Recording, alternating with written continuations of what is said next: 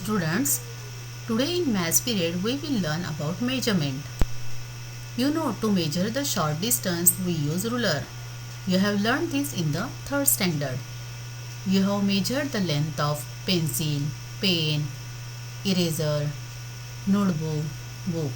म्हणजेच तिसरीमध्ये तुम्ही pen, pencil, खोडरबर, sharpener, त्याचबरोबर बुक आणि तुमचं नोटबुक यांची लेंथ मोजलेली आहे. ती मोजण्यासाठी तुम्ही रुलरचा म्हणजे स्केलचा वापर केलेला आहे. Here is also a scale shown. The number 1, 2, 3, 4 are written beside the bigger marking on this ruler that shows the centimeters. म्हणजेच ह्या स्केलवर, त्यालाच आपण रुलर असेही म्हणतो, त्याच्यावर आपल्याला ह्या मोठ्या खुणा केलेल्या दिसत आहेत. त्या खुणा म्हणजे 1 सेंटीमीटर, 2 सेंटीमीटर, 3 सेंटीमीटर अशा खुणा केलेल्या असतात. छोटी स्केल असते तिच्यावर 15 सेंटीमीटरपर्यंतच्या खुणा असतात. आणि इथे तुम्ही पाहाल ह्या स्केलवर एकदम पहिली जी लाईन ओढलेली आहे, म्हणजे पहिली जी मार्किंग केलेली आहे ती म्हणजे 0 सेंटीमीटर असतं. म्हणजे तिथे 0 असतं पण ते लिहिलेलं नसतं. मग आपण ज्या वेळेला कोणत्याही वस्तूची लेंथ मोजायची असेल त्यावेळेला त्या पहिल्या मार्किंगपासून स्टार्ट करायचं. मग त्या पहिल्या मार्किंगपासून 1 सेंटीमीटरपर्यंत आपण, म्हणजे एक नंबर आहे त्या मार्किंगपर्यंतचं जे डिस्टन्स आहे ते 1 सेंटीमीटर असतं. मग 1 पासून 2 पर्यंत ते 1 सेंटीमीटर असं.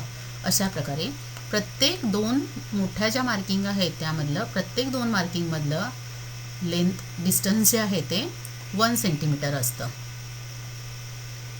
Between 2 markings, these big 2 markings, there are smaller markings. They show units of length smaller than centimeters.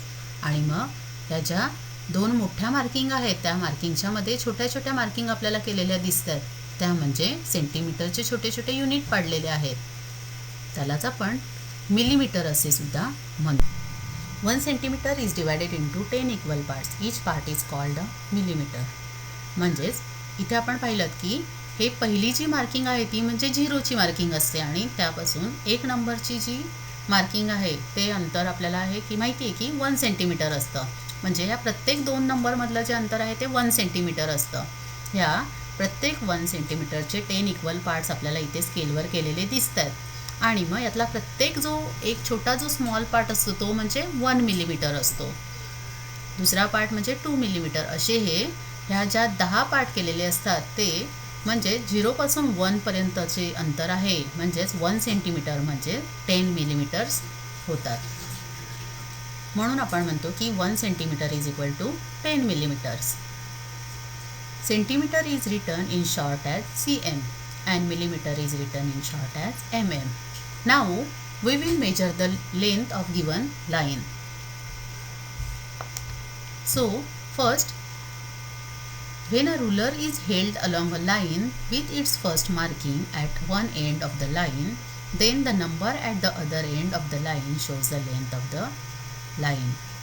म्हणजे ज्या वेळेला आपण ही पहिली जी मार्किंग आहे ती पहिली जी मार्किंग आहे ती तिथे ती मार्किंग आपण लाईन जवळ धरली आणि मग ती लाईनचा जो एंड पॉईंट आहे त्या एंड पॉईंटला आपण स्केलची लेंथ आपण जर मोजताना पाहिलं तर ही मार्किंग शेवटी कुठपर्यंत संपते 5 नंबरपर्यंत आहे.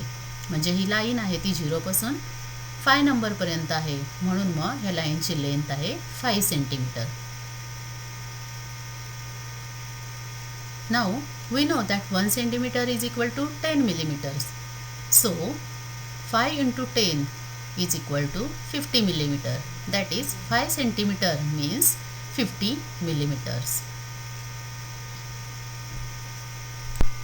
Now we will measure the length of this given line.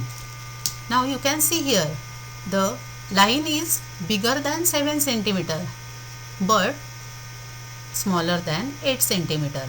So first we will write that it is how many centimeter?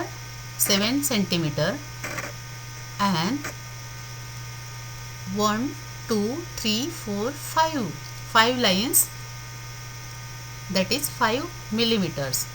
So we will write the length of the pencil is 7 centimeters and 5 millimeters. Now look at this pencil.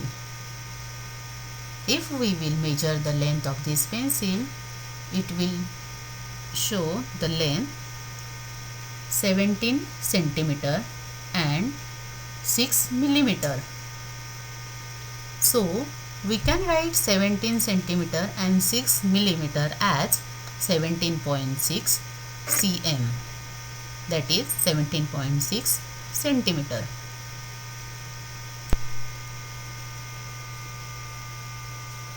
Children, if you have a broken scale, then what will you do? How can you measure the length?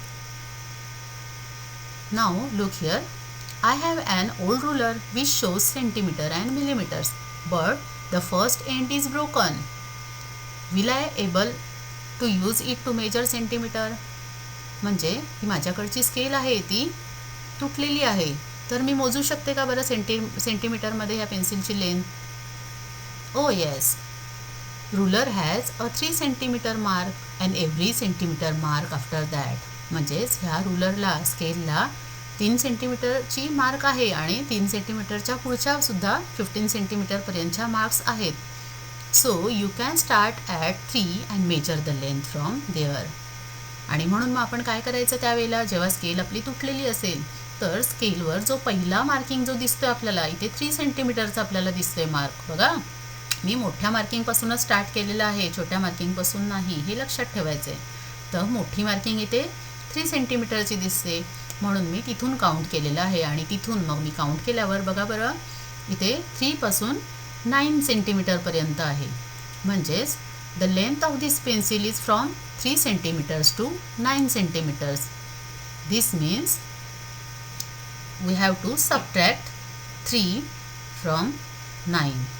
म्हणजेच इथे आपल्याला काय करायचं आहे, 3 पासून 9 सेंटीमीटरपर्यंतची आहे length. मग इथे आपण काय करणार आहोत, 9 मधून आपण 3 सबट्रॅक्ट करायचं आहे. मग आपल्याला त्याची पेन्सिलची लेंथ मिळेल. ती किती येणार आहे, 9 - 3 is equal to 6.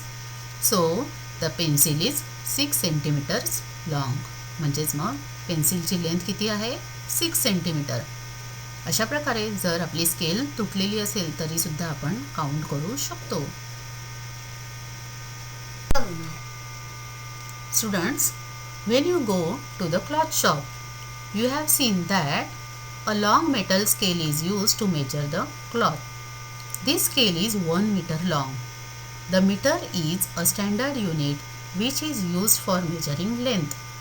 If we divide a meter into 100 equal parts, each part is called a centimeter.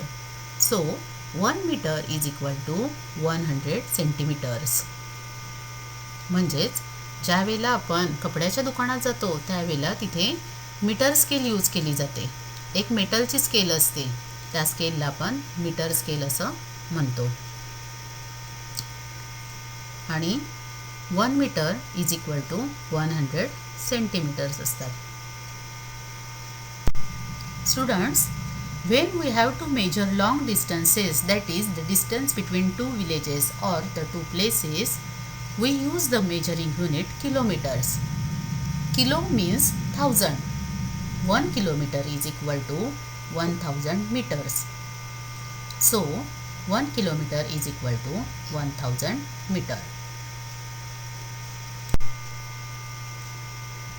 So we learned that 1 centimeter is equal to 10 millimeter, 1 meter is equal to 100 centimeter, 1 kilometer is equal to 1000 meter, 2 kilometer is equal to 2000 meter, 3 kilometer is equal to 3000 meter. Thus 10 kilometer is equal to 10,000 meter.